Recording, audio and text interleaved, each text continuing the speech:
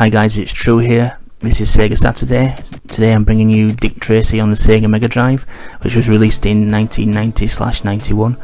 It was based on the movie of the same name, which starred Warren Beatty and Madonna. Now it's a side-scrolling shooter slash brawler, where Dick Tracy goes against the mob, as he does in the comics and in the film. I've not actually seen the film, so I don't know how closely it follows the plot. But the game seems to be split into several parts. The main part is this, what you see on the moment. You progress from left to right. You're able to jump, shoot, and also use your Tommy gun, which shoots into the background.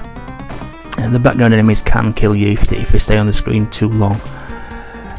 The enemies on the horizontal plane which you're walking on is more like what you find in Shinobi or Shadow Dancer. Just substitute your shurikens with Dick Tracy's gun. You've got enemies who walk towards you, shoot at you, throw petrol bombs, and later on they progress to knife wielding enemies, which are slightly faster. The mechanic of shooting into the background is quite novel. I mean, you can gain bonus points by not causing any damage to the background, but that's almost impossible because you don't actually know where the Tommy gun's going to start. Now the second set of stages are usually when Dick Tracy runs out of bullets. It may look pretty similar, but as you can see, it's got rid of the background entirely, and it now just becomes a straight out side-scrolling brawler. These bits are probably the weakest part of the game as a whole. It's very awkward to not take damage from some of the enemies, especially the petrol bomb enemies. The ones that just walk towards you are quite easy, and the guys who shoot at you, just simply duck under them till they start to reload. But the petrol bomb guys, as I think one's coming up in a moment, very tricky to dodge. Now on these levels you do actually progress up and down as well, so I think I'm going to climb this ladder now of this car.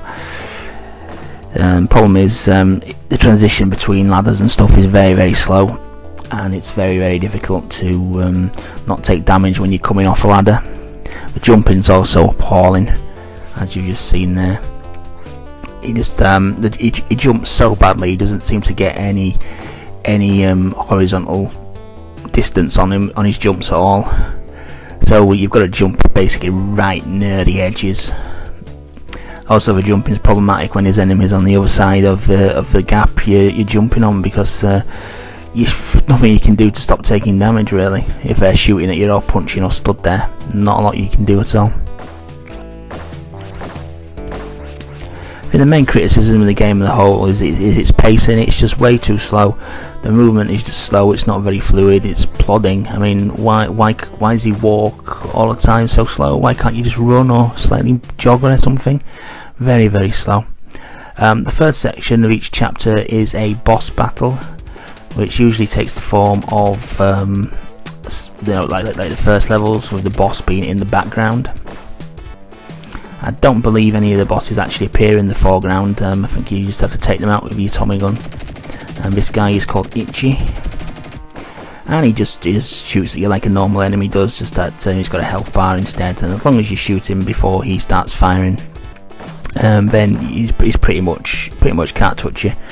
That goes with mostly all the bosses. The key to it is to shoot them before they either shoot you or pull off their attack, which from memory there's a boss that throws dynamite, one that throws petrol bombs, one that uses a Tommy gun. It's just a case of shooting them before they start shooting you, and you generally can beat them quite easily. Graphically, for a 1990-91 game, it's very impressive. I mean, you can immediately tell what game you're playing if somebody just walked past the screen and casually looked. You say, "Oh, it's Dick Tracy." Music-wise, it fits in with the theme of the mob theme, like the classic 1920s, 30s kind of music. So that does its job. The controls are very tight as well. I mean, the jumping, like I said before, is appalling, but it does respond to your controls pretty well. You just got to be right near the edge of a jump to actually make it. The Tommy gun into the foreground was quite unique at the time as well. I don't think I'd seen any other game that fact attempted to do that really. Just added an extra dimension to the gameplay rather than just plodding from left to right.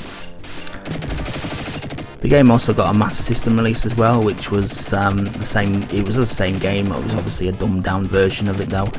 I never actually played the Master System version, so I'm not sure how it handled a Tommy gun into the background, because the Master System obviously only had 2 buttons rather than the Mega Drive's 3.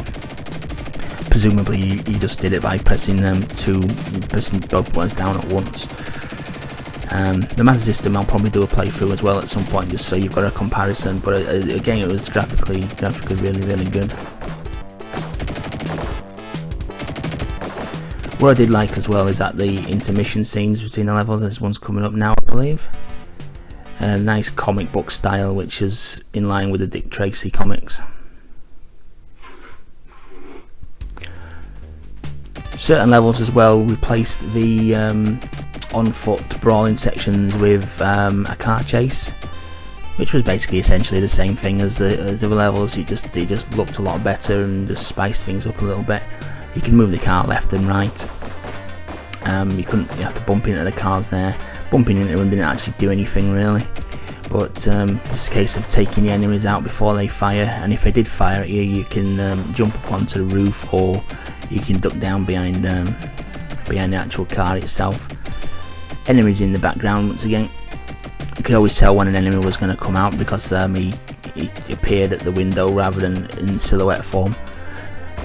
So it was quite signposted and not very difficult at all really. But he did add an extra little bit of variety really. Anything to get away from the walking sections was always a good thing really, because like I said, they were the weakest part of the game by far.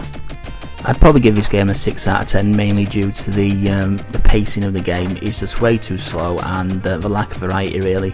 Once you've gone through the first couple of levels, you've pretty much seen everything the game has to offer really. And there is an alarming difficulty spike on the last level as well, which does spoil the game somewhat. Thank you very much for watching guys.